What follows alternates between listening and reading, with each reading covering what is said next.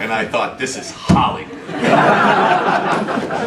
Bueno, aparte también trabajó en diversos programas de televisión y series de televisión, como por ejemplo Green Hornet, conoció a Bruce Lee, y era interesante porque experimentó esa época donde había programas donde había cowboys, soldados japoneses, gorilas, experimentó todo ese tipo de situaciones tan diferentes. Luego también, como anécdota, George Cukor vino a grabar unas escenas de su película Justine y había una escena en la que había una especie de baile de hombres travestidos, y es curioso porque luego a la hora de comer había como dos grandes mesas donde la gente estaba comiendo, una con 200 gorilas y otra con 200 travestis, y eso es Hollywood.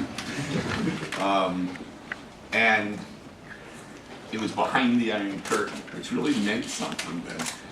Anyway, so I was there for 9 months, had a wonderful time. And he was the Yugoslav army, Tito's army, where one day they were GIs and the other day they were Nazis. But big World War II comedy. So at the end of that film, it was 1969, a guy I met named Jim O'Rourke and I drove from Belgrade to Madrid because we were told there's a lot of work in Spain. And there was, because it was the spaghetti boom. And in Almeria, and right outside Madrid, there was a lot of production going on. It was Spanish, Italian, German, French, British, American, Japanese. It was amazing, lots of movies being made.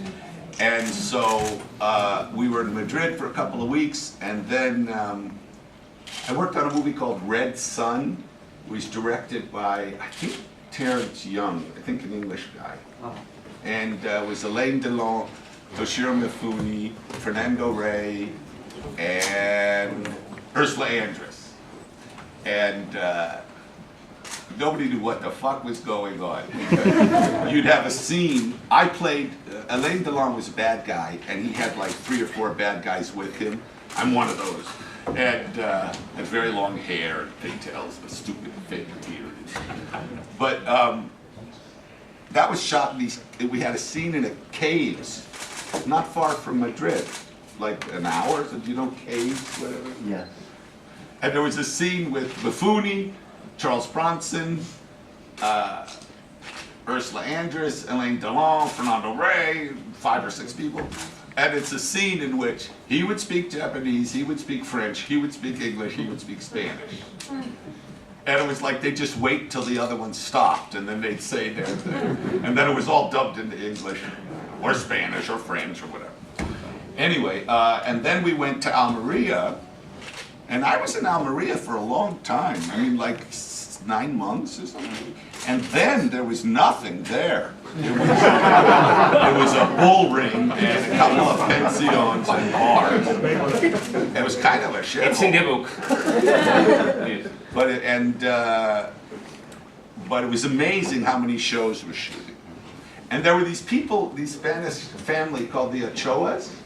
A guy named Joe Ochoa, and he had sons, and they were like the mafia. They like ran everything. They were the ADs and the production man. They were on all the things. They were very powerful and good. They were very good at their jobs. Anyway, so while I was in Almeria, Jim and I stayed in a pension, and we worked on many movies. I saw Franco Nero like 2 weeks ago in Los Angeles, and he still remembers me. He goes, hey! But at many movies, I actually worked on Once Upon a Time in the West as a stunt guy. And Leone was very funny, and he spoke just like Chico Martin. There was Henry Fonda was in the movie, and Leone called him Hank. But he would say Enk. He'd say Enk. Anyway, it was very exciting for me to work on these movies. And in fact, on Once Upon a Time in the West, there were 2 younger guys. Everyone was, Italian or Spanish and older. But there were these 2 younger guys who were Italian film critics. And they wrote the screenplay. And I used to hang out with them. And they were very funny and very nice guys. And they were Bernardo Bertolucci and Dario Argento. I don't know what happened. No, it was very funny. Years later, I saw The Conformists, and they went, Bernardo made that movie. Anyway, so I was in Spain almost a year, and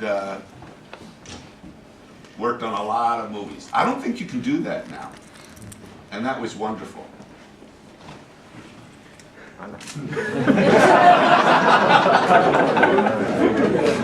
Que no se te olvide Go! nada. No resumas.